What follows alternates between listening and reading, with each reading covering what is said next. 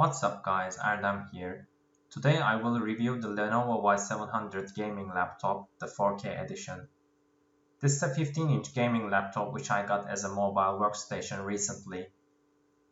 In my workplace I use a tower workstation from Dell Precision series, which has a 6-core Xeon E5-2630 processor, 32GB of RAM, and NVIDIA Quadro K4000 graphics card. I mainly use this computer for doing numerical estimations.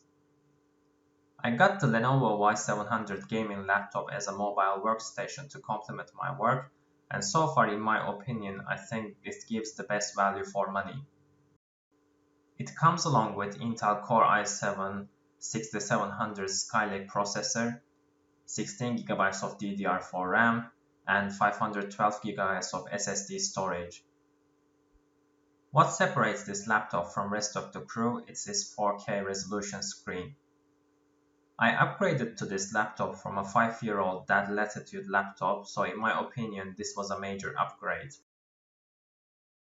This laptop has a very nice all-round metal build from black brushed aluminum, which is complemented by a Lenovo logo in black tone on the lid. The bottom half of this computer is also made from metal, apart from the keypad area which is made from rubberized plastic material for extra grip. The hinge is quite strong and sturdy, and it has a nice tapering orientation which connects it to the bottom of the screen, giving it a traditional clamshell look.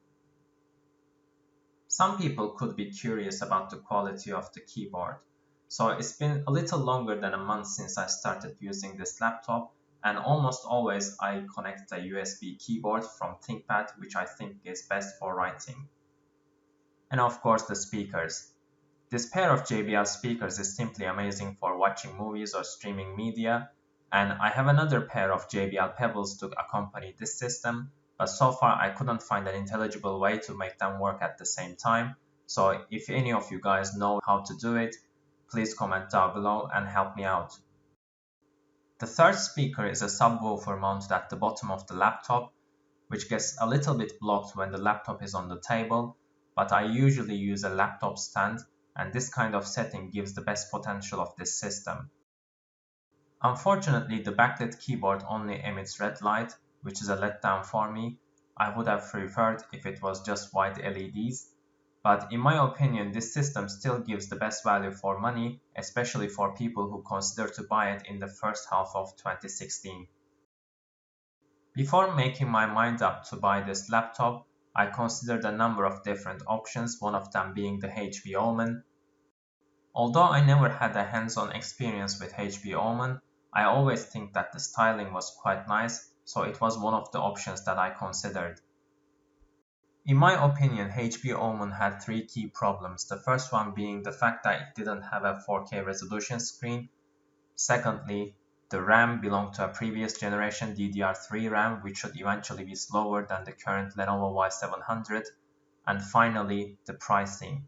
I think the price of HP Omen was at least $300 more than the current Lenovo, which I got for a little shy of $1,300.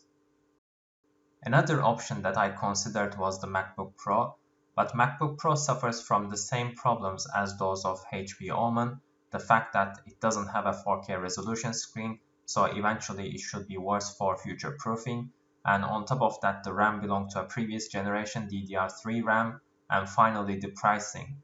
The pricing of Apple products is simply insane.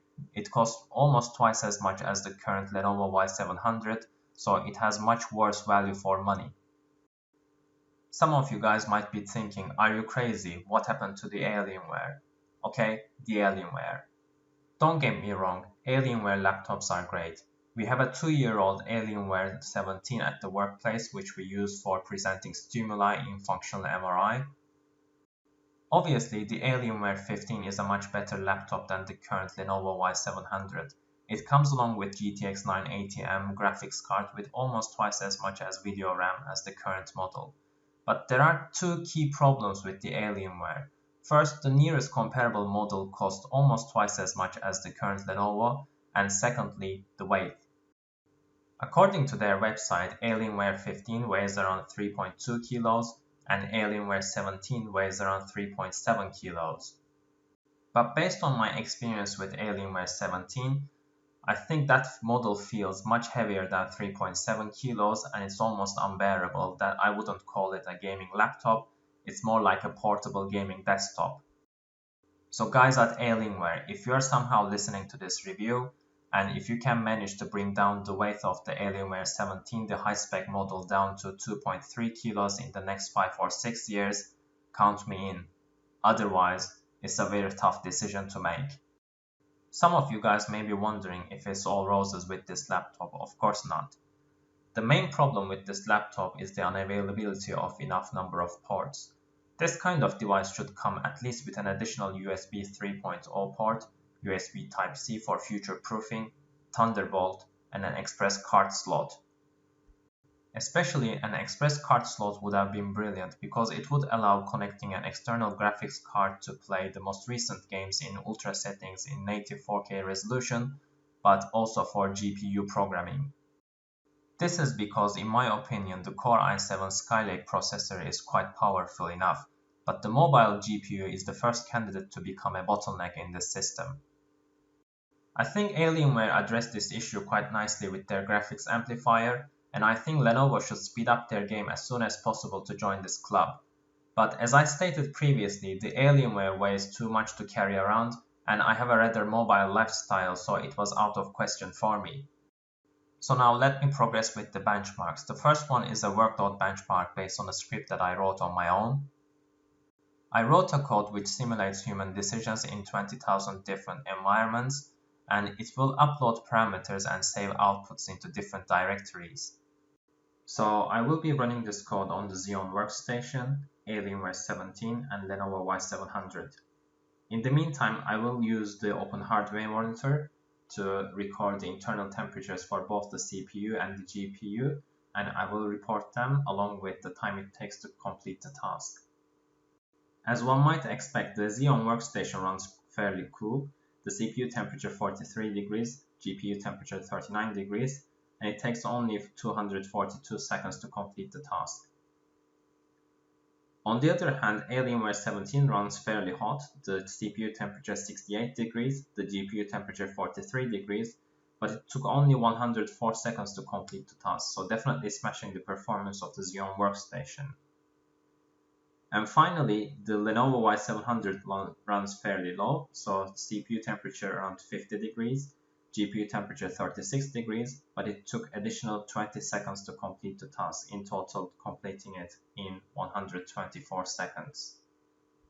What this comparison tells me is not only Lenovo Y700 is a capable laptop, but also the fact that we need to upgrade our hard drives in the Xeon Workstation with faster SSDs.